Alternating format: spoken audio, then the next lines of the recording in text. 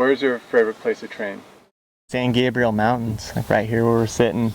Real steep, some fun rocky technical terrain, great views, tons of different animals, and just the different like little micro climates that you see going from like 1,000 feet up to 6,000 in a couple miles. It's all here and it's so close to LA. I mean, I think it helps me stay sane living in such a huge metropolitan sprawl. It's just having these gorgeous mountains right here, away from civilization, and they're very well built for training.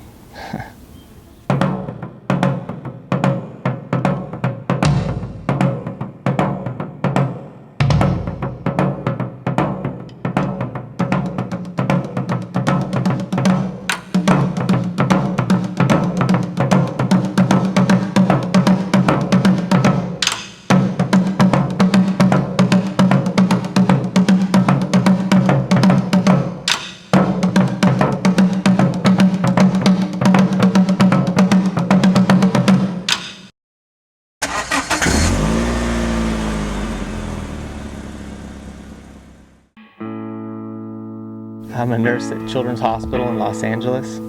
I work in the pediatric intensive care unit. I love it. Some days are really tough, seeing kids fighting for their lives. It's hard, but it's totally worth it when you see resilient kids just bounce back, go on to living a healthy life.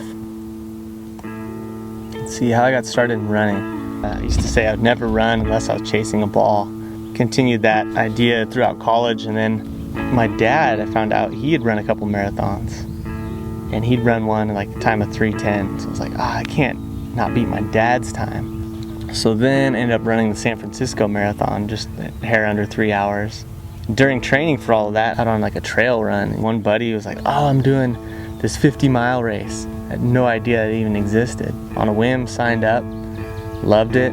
Just the whole culture and atmosphere of trail racing and ultras is pretty special and a lot more fun than road racing, I find. So then I just kept on doing little races, and next thing you know, it's all I do.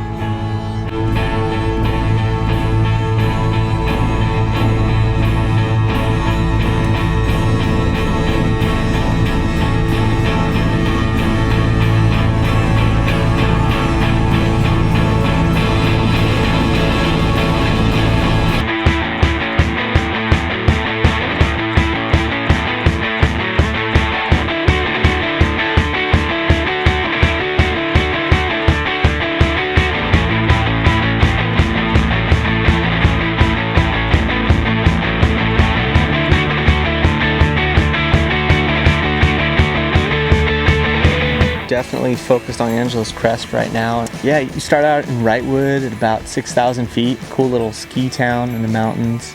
Climb in a couple miles for 9,000 feet when you're on Baden-Powell. And shoot, the first half of the course is the elevation. There's big mountains and drainage systems and granite everywhere. And thinning forest as you get higher in elevation. It's just hot, you're exposed, nasty climbs. For myself, I don't know what to expect.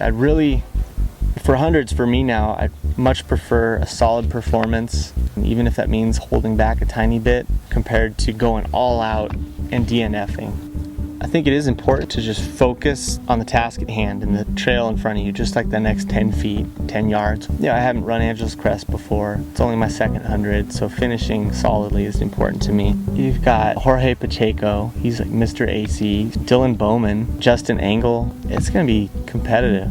Under 19, that's like my top, pretty unrealistic goal, but I would be on top of the moon if I did that, even if people beat me.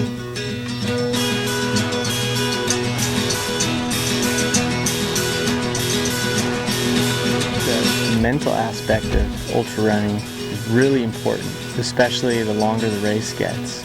I'm really struggling up a climb during the heat of the day, late in the course. Try to kind of talk myself out of feeling sorry for myself. At work, I see kids that are really struggling for their life. And so I kind of compare what I'm going through to that. I'm like, shoot, I'm out here running as a hobby. Like, yeah, it's painful, I'm suffering, but this is nothing. Just keep running.